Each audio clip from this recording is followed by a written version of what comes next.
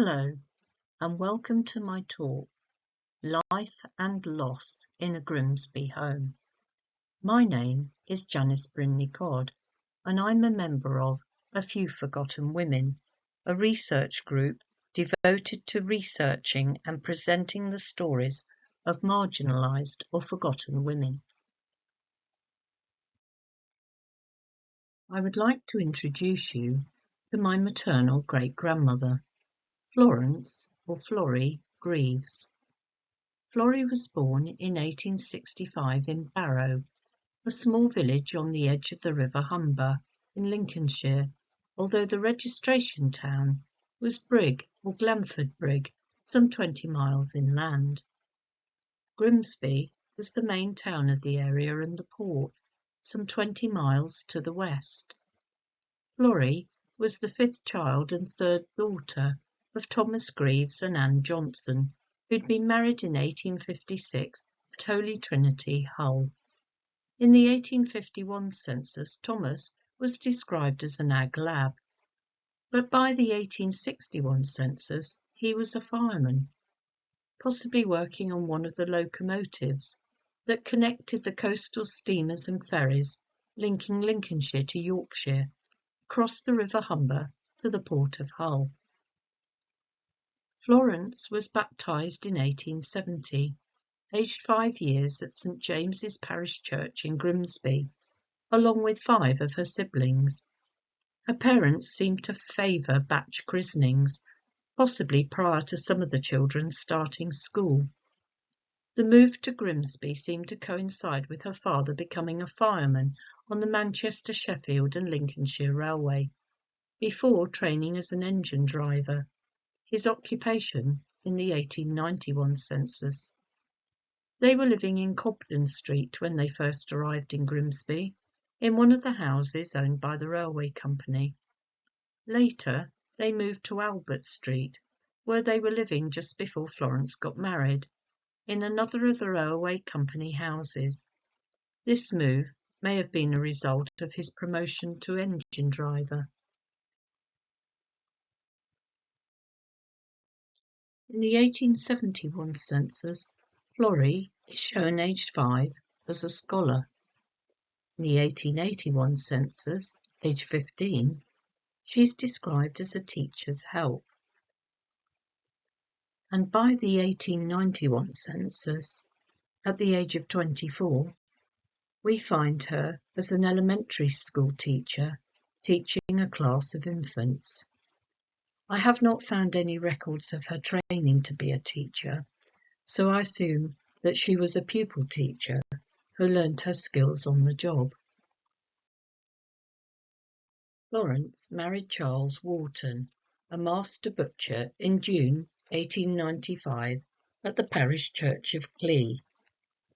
Her father and her bridesmaid were the witnesses, and they married by licence. As she left the school to get married, due to the marriage bar, married women being unable to continue in employment, some of the parents wrote to her, "Fridays are unlucky days for weddings," and "all the children will miss you." Florrie terminated her employment at Silver Street School the week before her wedding. The headmistress wrote, "Today is mingled with pleasure and regret. We feel the pleasure in offering you a remembrance of teachers and scholars in the accompanying cake dish and chair, but regret predominates." While the chairman of governors also thanked her for 10 years' service. "During the 10 years you have been teaching, you have not only given the managers every proof of your high character, but you have also raised the infants under your care to a high state of excellence and endeared them to yourself and the school." Florrie and her husband moved into a house on the Cleethorpe Road, where they lived, not far from the butcher's shop. Charles and Florence's eldest son, William, was born in 1896, exactly a year following their marriage. Florrie gave birth to another son, Francis, in 1898, but unfortunately he died aged 10 months of cholera infantum, and after the coroner's verdict, James Blackhall Alcock, the undertaker and joiner, signed the death certificate as causing the body to be buried. I don't know if Florrie and Charles were also unwell or too upset to do this themselves. Cholera infantum is an inflammatory disorder of the alimentary canal of infants, which was common in the summer months, and in some areas was the cause of much dread and anxiety amongst parents. The death rate in this disease of infants between the ages of 1 and 2 years was fearful. A.I. Cummings, a doctor in Boston, wrote in the Boston Medical and Surgical Journal describing the symptoms. The trouble comes on apparently very suddenly, with great restlessness, fever ranging from 102 to 104 degrees Fahrenheit. There is much diarrhea. The bowel discharges are accompanied with bearing down, straining at stool, and considerable pain. Preceding the bowel movement, the child will gag or retch. The sickness of the stomach and all of the other symptoms gradually increase until vomiting becomes frightfully severe. There is rapid emaciation, and the parents and friends usually give up hope of saving the little one.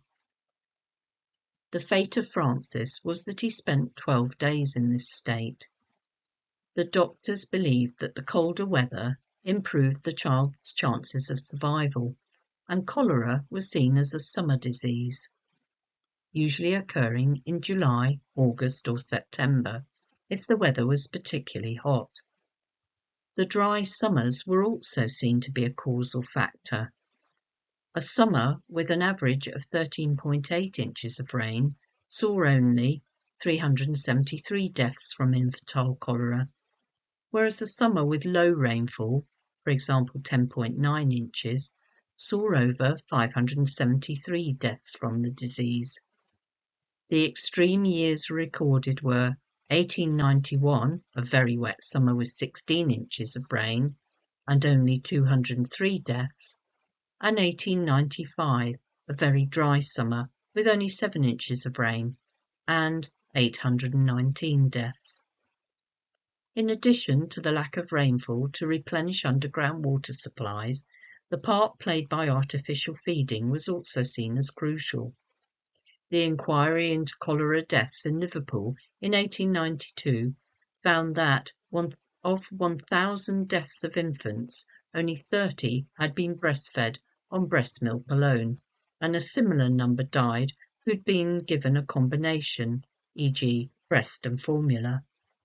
The mortality amongst those solely artificially fed was 22 times higher than in the breast or the breast combination group. They also found that working mothers were more likely to leave their babies with someone who did not practice hygienic washing of the bottles and teats, for example, an older child. Articles appeared in the press, and the blame game began. Doctors particularly blamed mothers with overfeeding, a common reason given for why babies contracted these diseases. But as more research was undertaken, the environmental factors became more widely known and accepted. An article dated 1897 from the Ann Arbor District Library points the finger. No one supposed that cholera infantum is willfully caused by mothers or persons who have infants in charge, yet in some places a large proportion of all children born die of that disease. That it results from causes that are preventable is as shown by several facts. Among the higher classes of people, the mortality is very much less than among the less intelligent and the less provident. Infants who are nourished only by mother's milk are almost wholly exempt from cholera infantum. The disease is undoubtedly caused by changes in the infant's food or drink due to bacteria, fungi, or some sort of microorganisms. For Charles and Florence, it must have been the gossip that was so hard to live with. Did Florrie breastfeed? I don't know. My mother was bottle-fed as breastfeeding was not seen as right in company, whereas bottle feeding was acceptable. It was also a show of wealth if you could afford formula milk bottles and the nursemaid to deal with all this.